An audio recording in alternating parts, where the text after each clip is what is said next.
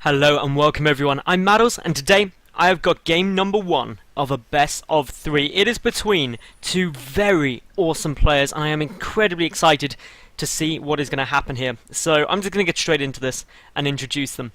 Down in the bottom left position we have got the blue Terran player from Team Startail. It is Bomber. And his opponent down in the bottom right. It is the yellow Zerg. Root for root, it's CatZ.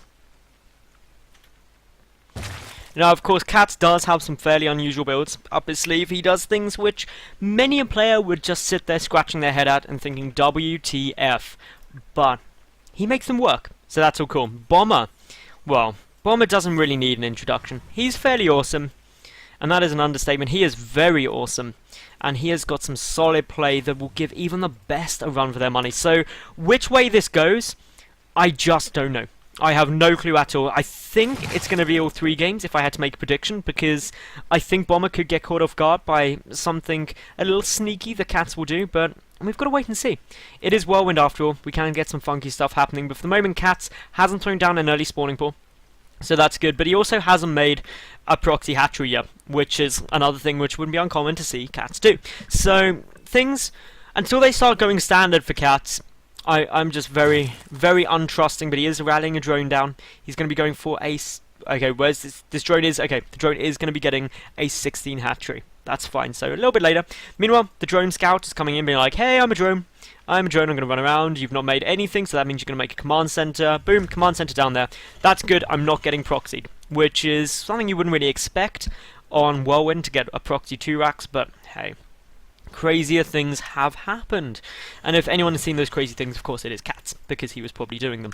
Now, hatchery down, spawning pool should be coming up shortly. CatZ is going, oh my goodness, economical.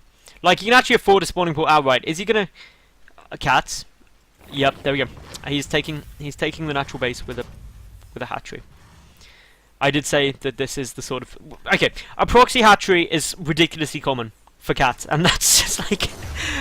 these are one of those sentences which you don't get to say enough, that there's a proxy hatchery coming down. Meanwhile, Bomber is just like, yo, wait, is that a hatchery? Oh god, there's a hatchery there. This is like, I feel revenge for all the time Zerg players have been like engineering bay blocked, have been pylon blocked.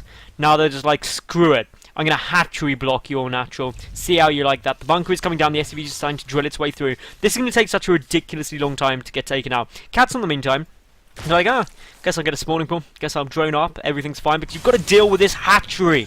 There's a hatchery at your natural, and if you don't deal with that, well, guess what? Tough. First Marine coming down, second Marine on its way, just slowly chipping away. Let's do a quick little bit of maths. Marines deal 6 damage per hit. Hatcheries have 1500 hit points rather. 15,000 hit points would be Imber.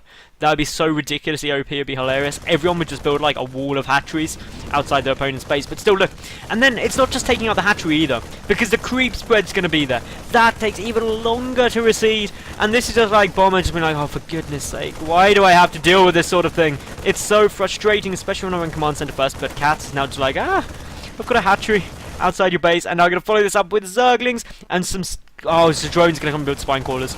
CatZ is going for the complete special tactics builds right now. He's just like, he won't suspect this. This is going to make me win. He's probably singing all while he's doing this as well, because that's the sort of thing CatZ does. He's probably just sitting there, happily singing to himself, being like, spine crawlers, Zerglings, all good. The bunker is down, the brain, the broodlings are going to start chipping away the bunker. In come the Zerglings, which morph from the lava there as well, so that means you've got even more stuff there. Oh, the second spine doesn't quite go down, but in comes all of these Zerglings. They're going to go for a nice little bit of surface area. The Marines going to try and work down these Zerglings, but of course the Zerglings just focusing on the bunker. CatZ, I don't think he's going to be able to do it. The spine crawler trying to come down, but this is not going to be a successful little push in, and that actually means that now Bomber has got the supply advantage. He's held this off for the time being. The creep is still there, still being very frustrating, but more bunkers, more barracks coming down, tech labs now coming down, and CatZ needs to drone, because he's only had 19 drones to 25 SCVs. He's making a defensive spine crawler, because what else are you going to do when you know your opponent's got a good number of Marines down, and you have not droned enough? CatZ really didn't do enough damage there, and Bomber really took hardly anything. 180 resources lost compared to exactly 1,000. So just under like 5 times, just over 5 times more resources lost by the Zerg player at the moment. While he's mining less, the natural finally now getting taken by Bomber, who is probably like, okay, this is now a bit more of a normal game to me. I know what to do here.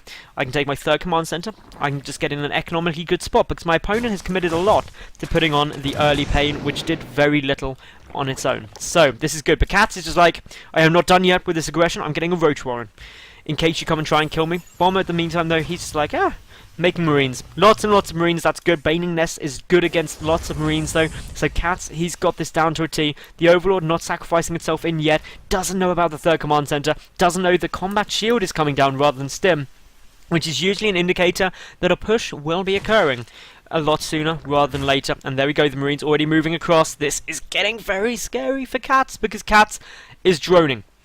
He's droning. He has no clue this is coming down. If only there was a Zergling somewhere between his opponent's base and his base, he would know. He's getting the roaches out, but it's still going to be such a tough hold. There's a good number of Marines here. There's not many Zerglings. 10 roaches now on their way. These Marines, if only CatZ had a way to slow them down. This is where every Zerg player wishes they could have like infinite time warps, just being like, please don't let it get here in time. The roaches are about to pop out. The Zerglings are all the way going the other way of the map as soon as these Marines move in. What is he going to do though? The roaches are rallied. They're not actually attacking. That means they're going to take the early damage. Zerglings getting pulled back. The Marines taking some fire, but there is just a lot of Marines there. They should get cleaned up though, as long as CatZ micros as well. The additional Zerglings coming in should allow him to hold it off and will allow him to hold it off. And so for the moment, CatZ is still in this game.